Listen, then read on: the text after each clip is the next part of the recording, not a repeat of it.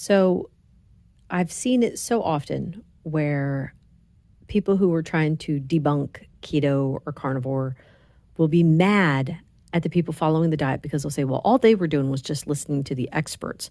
If they would just like think it through, or, here's a study that shows this or that, if they would just listen to like other experts, they would see that the keto diet or carnivore diet isn't going to be good for them. And I was thinking about that idea and I thought about my own story. Now, I've told you guys before, I got my mom going on low carb to help get her blood sugar under control. We didn't choose low carb. That was what we naturally fell into as we were eliminating the foods that were causing blood sugar spikes. You can't ignore the evidence. She was testing her blood sugar. She saw that it was carbs causing the spikes, so therefore we were removing the carbs. So it's not like we were listening to these experts out there who were saying, you have to eliminate carbs. No, the person I was listening to was someone who wrote a book saying, check your blood sugar. It's as simple as that. So yeah, we checked the blood sugar. The evidence pointed to carbs are a problem.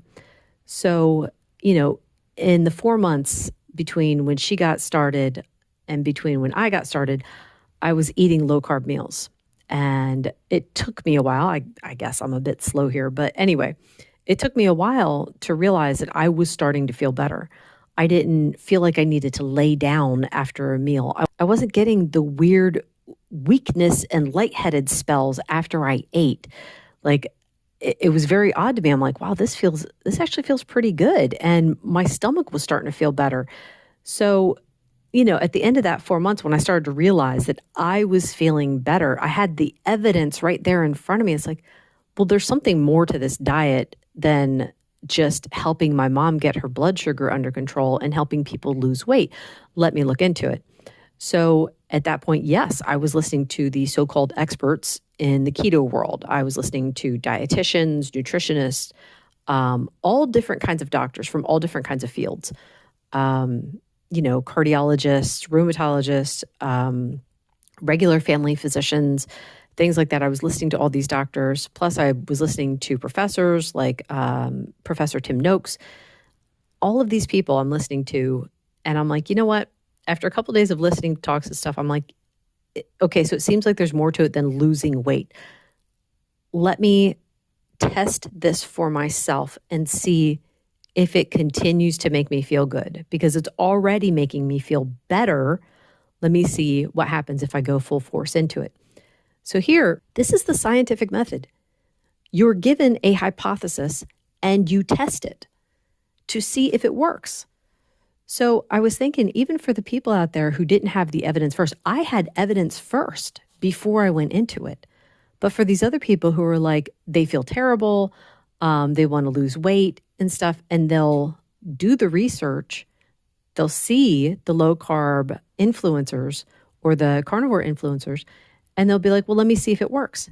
And then they do the testing on themselves and they see that it works. So I'm like, why is this being mocked? Why are they making fun of people for doing this? We're taking the idea and testing it. And then we're following the information. We're following the evidence where it leads. And the evidence leads to the idea that this diet works for a lot of things. Now, one of the other issues, and this is the one that really makes me sad, is when they will attribute it to it's all in your head. Now, it's funny, at least as far as I know, I haven't heard them say, well, it's all in these patients' head, but they have pointed in that direction that, well, if you're being told that your knees will feel better if you go on this diet and then your knees feel better, you expected that to happen. It's okay. All right. They have a point there. That does happen. However, I think about the unexpected parts. So for me, I heard about, it lowering your blood pressure, your blood sugars would stabilize and you'd stop having these extreme highs and terrible lows, which is what I was experiencing. but I had the evidence that that was already working before I had the information. So, yeah, that was kind of hard to deny because I wasn't expecting it. I heard about it after I already saw it. But I was thinking about the things that I didn't know about that did happen. So, one of the things that did happen for me is 4 days in, my heart palpitations stopped. I was getting them all day throughout the day, every single day, and they were distracting. When I'd be trying to go to sleep at night, it'd be like my heart was about to beat out of my chest. And apparently, like the doctors didn't know what the problem was. I mean, I did have like scans done, I had everything done, and it's like, well, it looks like your heart's not emptying all the way, and it's doing this and that. But they're like, welcome to being a cardiac patient for the rest of your life. Well, I actually never went back there because 4 days into this diet, the heart palpitations stopped. So that was unexpected. I had no idea that was going to happen. So I wouldn't have said, oh, yes, I'm going on this diet to fix my heart palpitations. No, the heart palpitations getting fixed was unexpected. It was also unexpected. Like I had heard people saying that this diet was bad for the kidneys. And I heard people saying it's not bad for the kidneys. What I wasn't expecting was that I would stop getting urinary tract infections from the kidney stones that I've been dealing with since I was since I was 20. So 20 years of dealing with kidney infections. That was unexpected. A year into doing the diet, when I started cutting out the vegetables, the yeast infection stopped. Nowhere had I heard of anyone's yeast infection stopping because they started cutting vegetables. So that was unexpected. I didn't cut vegetables for that benefit. I cut vegetables just as a challenge to see what it was going to be like to do carnivore for a little while.